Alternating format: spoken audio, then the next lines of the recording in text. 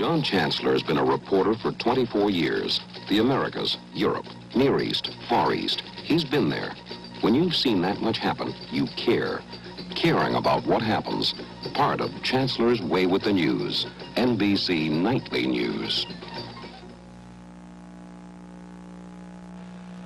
Keeping up this PSA smile isn't easy. Well, remember, PSA gives you a lift. Oh, boy. Up to Northern California, down to Southern California. 160 flights a day. That's a lot of flights. Yeah, but then we've got a lot of planes. And then weekends and holidays, go, go, go. Gee, look at the time. I gotta fly. Go ahead. I'm gonna stick around and get gassed.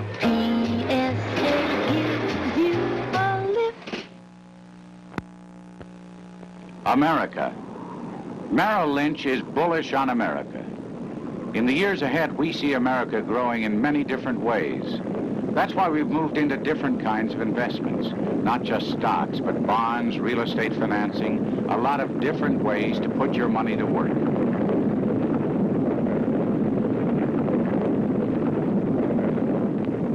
America. Merrill Lynch is bullish on America. Try to stress to the kids the importance of living a clean life and keeping your body in top physical conditions, and no smoking, no drinking. Well, if you drink milk.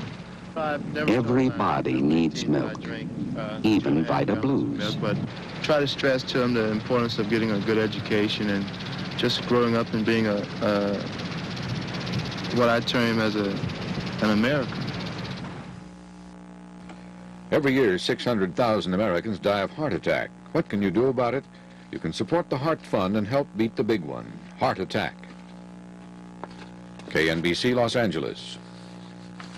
This is the KNBC News Service, sign-off edition. It's the 7th of February. The time, 1 minute and 17 seconds after 1 o'clock in the morning.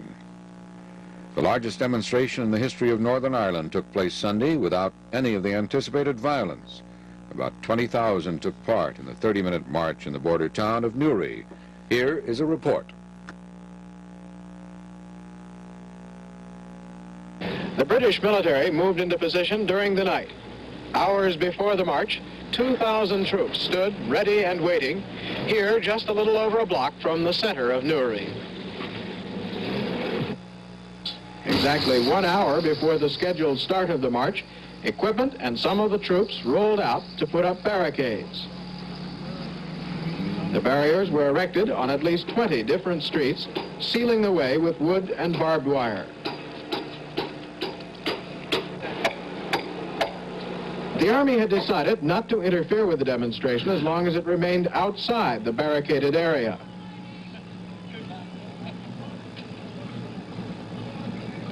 As a final step, police lined up directly behind the barricades, and there they waited. The entire center of the city was closed.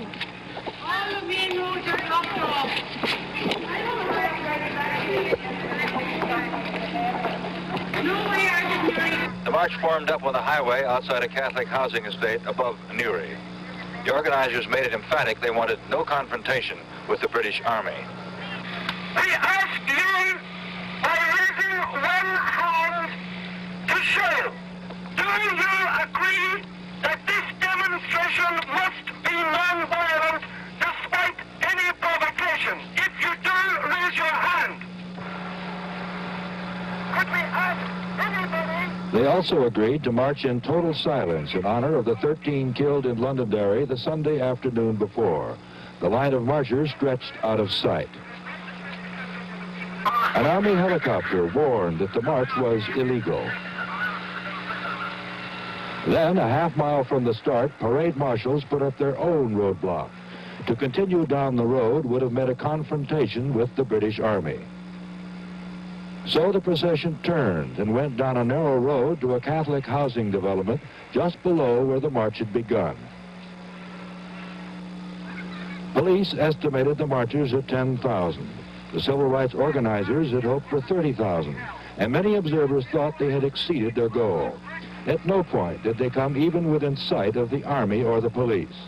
But they had marched, and they felt they had successfully defied the government's ban on parades.